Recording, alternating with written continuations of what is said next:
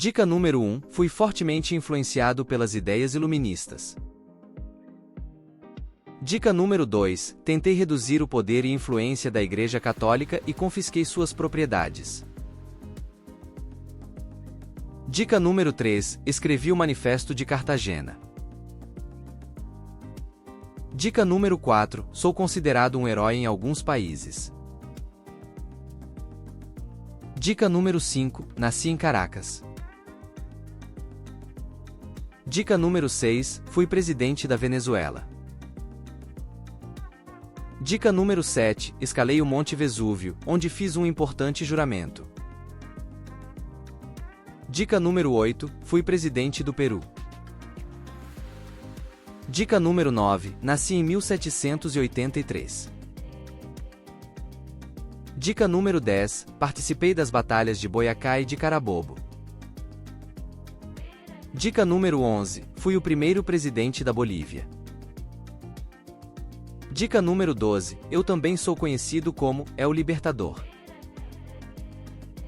Dica número 13. Tive um papel crucial na luta pela independência de vários países latino-americanos do domínio espanhol, como a Venezuela, a Colômbia, o Equador, o Peru e a Bolívia.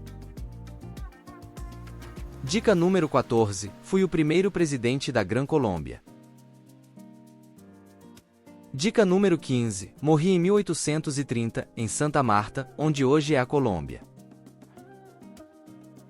Dica número 16. Dei fim ao vice-reino da Nova Granada. Dica número 17. Alguns historiadores me chamam de o George Washington da América do Sul. Dica número 18. Eu defendi a liberdade e a democracia, até chegar ao poder. Depois de chegar ao poder adotei uma conduta mais autoritária e centralizadora. Dica número 19. Hugo Chávez se dizia uma reencarnação minha. Dica número 20. A Bolívia leva esse nome em homenagem a mim. E aí, acertou? Parabéns para quem palpitou, Simón Bolívar. Bolívar foi um militar e líder político venezuelano, sendo o primeiro ilustrado a apoiar na prática a descolonização. Ele foi uma das peças-chave nas guerras de independência da América Espanhola do Império Espanhol. Após triunfar sobre a monarquia espanhola, Bolívar participou da fundação da primeira União de Nações Independentes na América, nomeada Gran Colômbia, da qual foi presidente de 1819 a 1830. Até a próxima rodada do jogo. Quem sou eu?